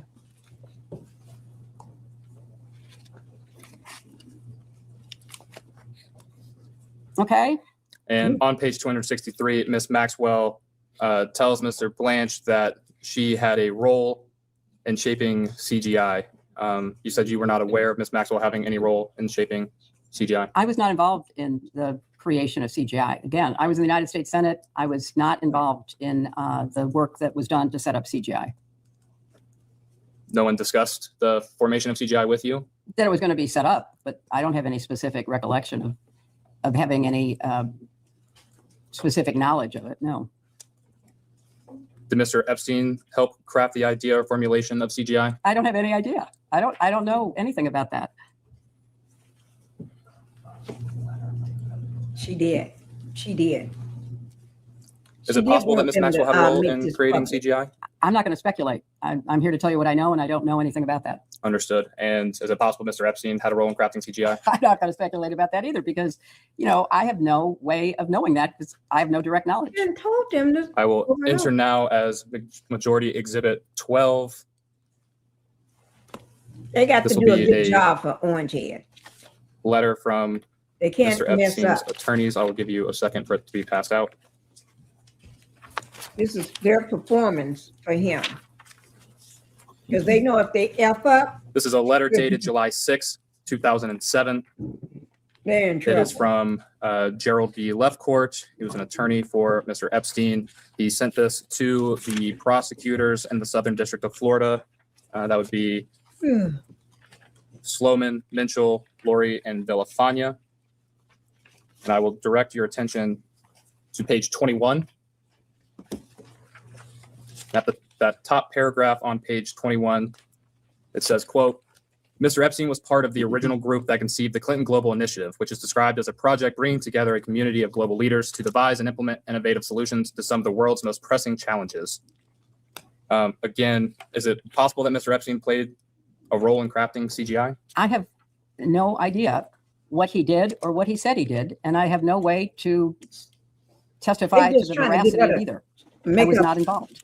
Have they you seen want this her to make document up a before? lie so they can hold her in contempt or something. Y'all, Hillary ain't playing with y'all. Hillary know what y'all doing. You ain't got time for this. You fooling with a boss. You fooling with a businesswoman, educated woman. She The ain't no Clinton Foundation accepts donations as part of carrying out its work. Is that accurate? Yes. And when seeking, let me take a step back. People charitably provide donations to the foundation. It's a 501c3, yes. And do you or anyone else at the foundation ever solicit donations for the foundation?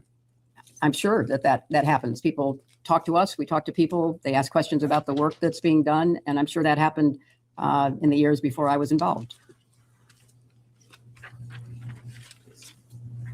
Did you solicit funds from Jeffrey Epstein for the foundation? I had no contact with Jeffrey Epstein. I did not solicit funds from Jeffrey Epstein. Did you solicit any funds for the foundation from Ms. Maxwell? I did not. Again, we're talking about the creation of the foundation. Oh, Lord. I was not involved in the creation of the foundation or the creation of CGI. In those early years, I was incredibly focused on my job in the Senate. Bill was focused on setting up the foundation and Somebody starting don't be CGI. focused on their job in that administration there. And understanding you were occupied with your career as a senator and then your presidential campaign leading up to 2008. But at this time, were you discussing starting the CGI with President Clinton? I'm going to object to any communications between the two of them. You can ask generally, but that's covered by the Mayoral Communications Privilege. This man, Understood. So generally they ain't speaking, together. I'm sure that I talked to my husband. Somebody gave him some questions and he don't even know what to say. He haven't even looked at those questions. He is not prepared. Just like the same thing. We in this damn war that we have nothing to do. Okay. That he didn't even get approved. Okay. Another thing. You got to remember this is a way to cover him. Okay. Cover him. About what he was doing to set up the foundation. It was more on the substance of the work. How many drugs was he getting made in India? What was the idea that was going to motivate CGI to be what he wanted it to be? It was not in the weeds. It was the concept. It was the excitement that he had about trying to establish the foundation and CGI. and similar question for Mr. Band. Did you discuss the creation of CGI with Mr. Band? I may have, because he was around. He worked for my husband. He was a personal aide to my husband, but I don't have any recollections of any specific conversations.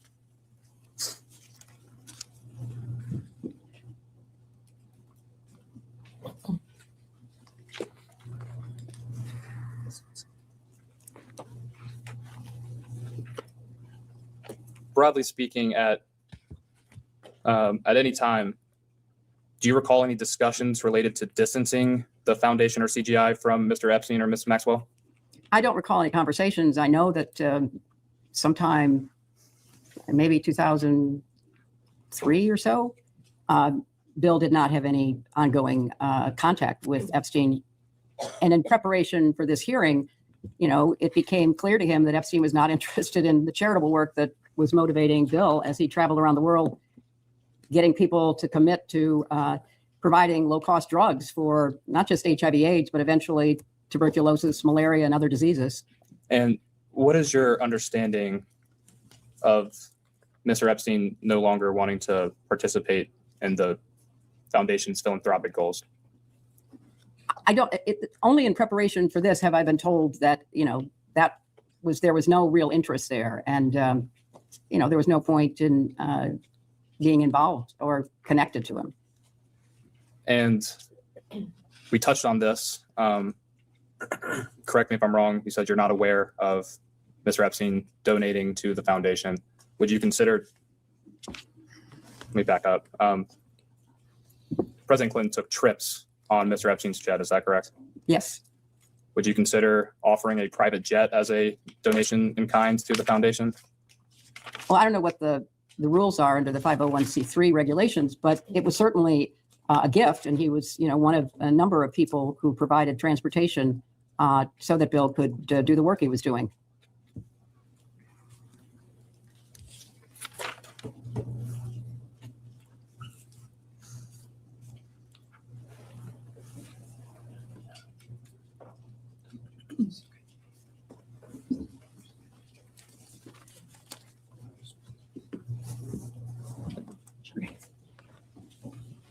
I think we touched on this. Did Mr. Epstein end up donating to the foundation or CGI? I have no personal knowledge of that. You're not aware of a $25,000 donation from Mr. Epstein's affiliated companies to the foundation? Only what I was told was alleged in preparation for this testimony. I did not know about that, and I don't know that it's true. Are you aware of the Clinton Foundation reviewing any records in regard to Mr. Epstein donating to the foundation? I will have to ask our lawyers. I did not. Have you had any conversations about the foundation reviewing those donations made by Mr. Epstein? I think I'll have to ask our lawyers. I don't know. I didn't review them. Understood. Ms. Mace, do you have some questions? I did. Thank you for being here this afternoon. In your opening remarks, you mentioned this is political theater and partisan. Do you believe the Epstein files are a vast right-wing conspiracy? I think if they are fully released as the Transparency Act requires, that would be fulfilling the responsibility of the Justice Department. But it appears that there have been many issues with the full release. So I'm not going to characterize it other than to say I think that's a well-known fact. Are you aware that both Republicans and Democrats voted to subpoena you and your husband? I am here. Okay. Are you aware both Republicans and Democrats voted to hold you in contempt when you didn't show up? I am here. Is that partisan when both parties vote to do something together? Is that partisan or nonpartisan? I think it's standing up for the institution, but there are many other aspects of the committee's work that strikes me as avoiding the main issues about who should be sitting here, who has actual information that might be useful to your investigation. As a survivor, I'm a survivor. I appreciated your opening statement and you're prioritizing some of these issues. Have you always believed this way? Have you believed this way for some time? Have I what? Have you believed what you believed in your opening statement for some time? Yes, I have. How long have you had those beliefs or held those beliefs in your opening statement? Very long. In 1998, you had the same beliefs? Yes. 2005? Yes. 2008? Yes. 2012? Sure. 2016? 2020? 2024 to present day, you've held these beliefs the whole time? Yes, I have. Have you always believed that women abused by powerful men should be believed? I know where you're going with this, and I have nothing to say about anything in the past. I'm here to answer questions about this investigation. So do you believe that women who are abused by Epstein and an Epstein circle of associates should be believed? I think that many of them have made very credible accusations. Have you always thought that, do you think that women abused by powerful men should get justice?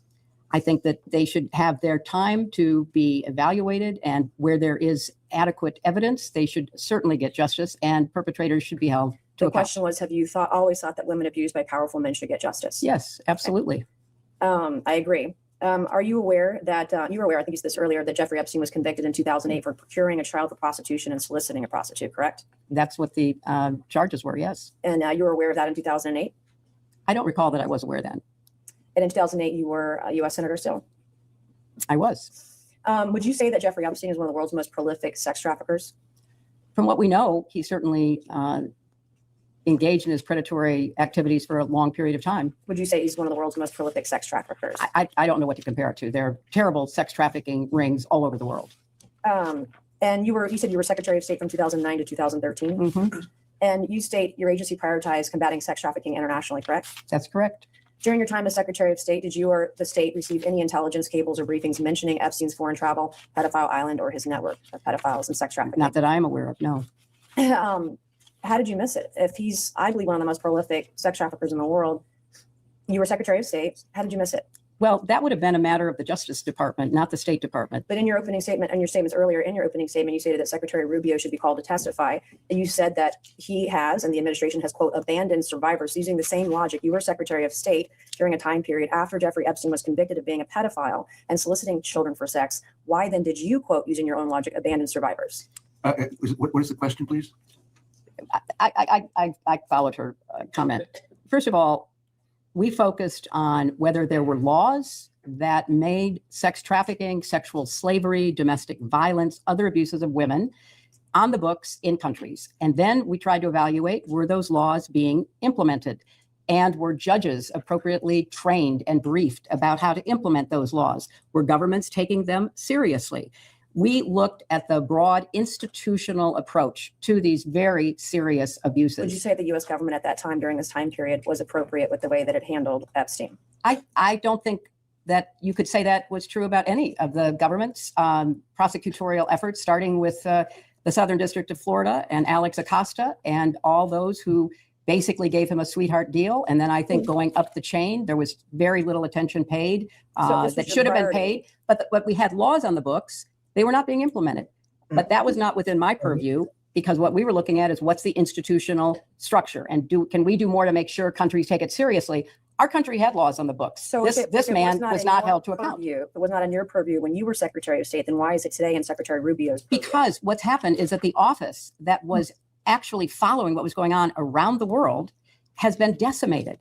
70% of the staff is gone. It's impossible to carry out the functions of that office if you don't have a critical number of people. So my question would be, educate her, Rubio, is there more that can be done? I'm out of time here. You were clothed with immense power as Secretary of State. You've stated on the record in your opening statement that child sex trafficking in general, human trafficking, trafficking of all kinds was a priority. You were clothed with immense power. Your husband was clothed with immense power. And until you got the subpoena and until these files were out in the open, you did nothing to try to effectuate all of these things you say that should have been done. Is that correct? No, it's totally incorrect. I mean, all of your assumptions are ones that I reject. Thank you. When you saw photos of your husband in a hot tub laying on a beach and getting massaged by other women, and you knew that Jeffrey Epstein was involved in some of these trips and these things, did it concern you at all? I'm here not to offer my opinions. I'm here to answer specific questions to the best of my ability. When you saw your husband in these photos with a young woman being massaged, what went through your mind? I am not going to speculate. You didn't have any feelings about young women massaging your husband? I am not going to offer opinions or speculation about anything that I have no context for and was not there. After you learned that Jeffrey Epstein was convicted of sex crimes with kids, any of these photos of your husband with women being massaged on the beach, did it concern you? I have no context for even answering that question. And I think, obviously the innuendo, all the rest of it. I'm asking a black and white question. I'm not putting any leading statements into it or adjectives. Did you do anything to determine what was happening in those images or on those trips that once you saw these photos, once you realized? You're right, Taffy. So now her administration's fault. No, see what they're trying to do. You see what they're trying to do. Trying to say, now since all this ish came out, why aren't you doing something? Hell, you didn't do shit. The man you trying to impress right now is all in it, but you try to hide it, huh? Oh Lord, we don't have long before this is before the live is over. I'm going to come back to Hillary. I'm going to pick back up where we left off at. Let me just put it here. We left off at, let me see, with this little not smart girl. I just had to say it in a way. Not smart girl. Okay. Hillary, we're going to come back to you in just a moment. Okay. I want to show you all this. Okay. We're going to come back to Hillary. I like that, Taffy. Remember I told you about those emails? The emails. Okay. That's what we're getting ready to show right quick. And then we're going to get back to Hillary. If we have time. If not, we're going to pick back up where we left off at. Now, Look at these emails. Okay, I'm going to pull up some right here. Oh shit, he talks long. No, I can't do him. Okay. I'm trying to find somebody where it's going to be short. Well, I want you to listen to his comment, okay? He formed something called the Trilateral Commission. The Trilateral Commission is some spooky stuff. People said it was some of the people that, the Illuminati, there's some mystery about it, people that ran the world.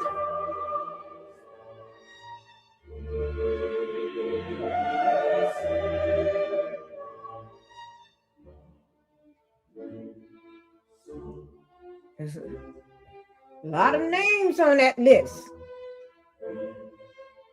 Mm-hmm.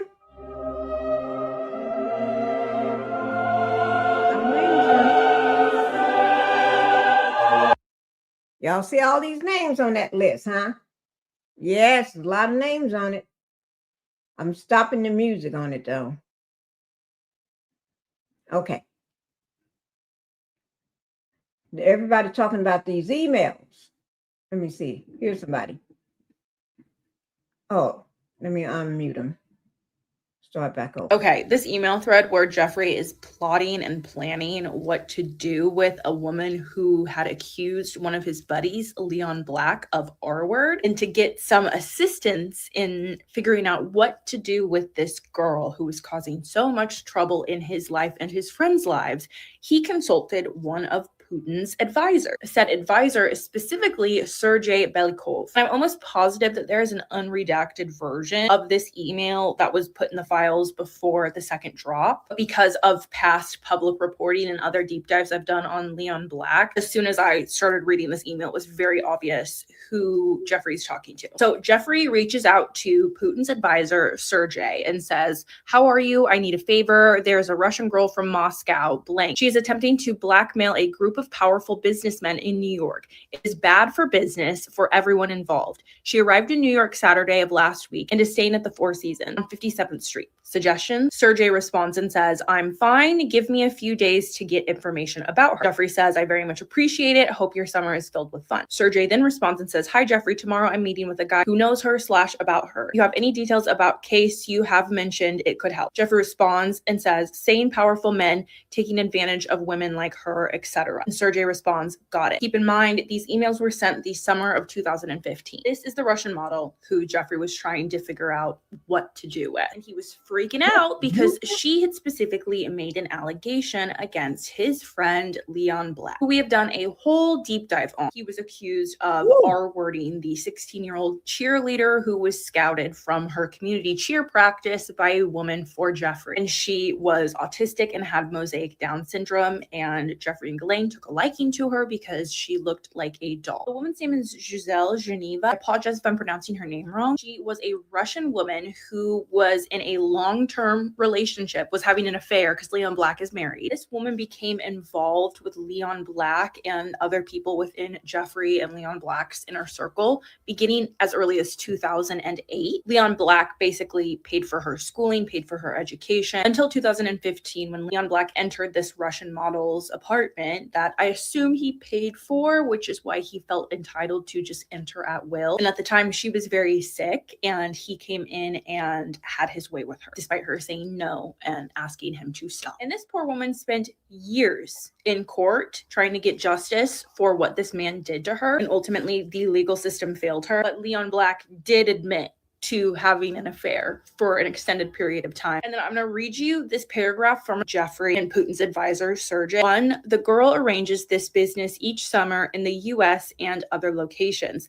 2, she has colleagues. 3, she has nobody behind her. At least those who know her say she has no patronage. 4, so far she has been engaged in numerous hard stories with no consequences for the other participants. 5, therefore your information surprises. An effort to contact her has been made, but she has not answered. Looks like business problems. That may be a reason for blackmail. 6, deny of the access to the United States would be a great threat to her business. But like, that's what this email correspondence is about. It was Jeffrey trying to figure out what to do with this girl who accused his buddy of R-wording her. And because she is a Russian woman, he went directly to just about as powerful of office as you can get in Russia to try to see what he could find out about her and what could be done. Basically, how they could best make her shut up or disappear without consequences. So that's what this was about. I saw a lot of people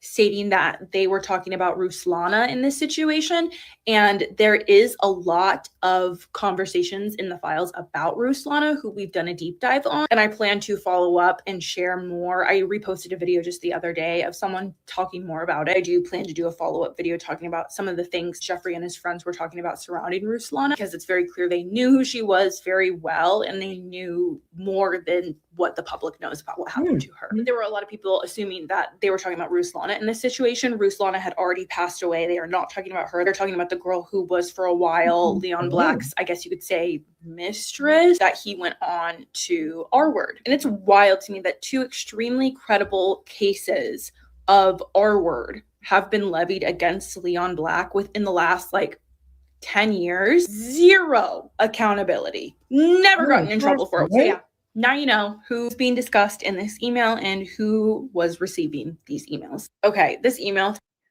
One passed away? Oh my Lord. Y'all, this stuff. I'm going to show you some of the emails from the Epstein files. They're talking about these big parties of hunting people, and specifically certain types of people too, which makes it even more disturbing, right? Okay. This is to Epstein. Going to Mean Lana's party now to hunt. Why would you be going to a party to hunt? Check this out. Snipe hunt is over. Moon crickets in a bag field. In a field bag. And then the bottom is so messed up. Look, guess what? They're N-words. No. Yeah.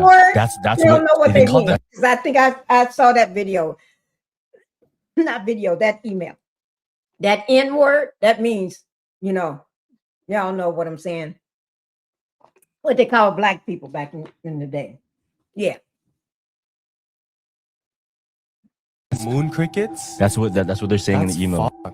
It's messed up. So they're targeting specific people. And it gets even crazier because there's speculation they even did this to kids, fam. So they would take a whole bunch of kids, throw them into a forest on a deserted area, enclosed where they can't escape, and they would hunt them like game. This is a video of somebody that said they survived the hunting party. Yeah. Listen to this. She's explaining what happened.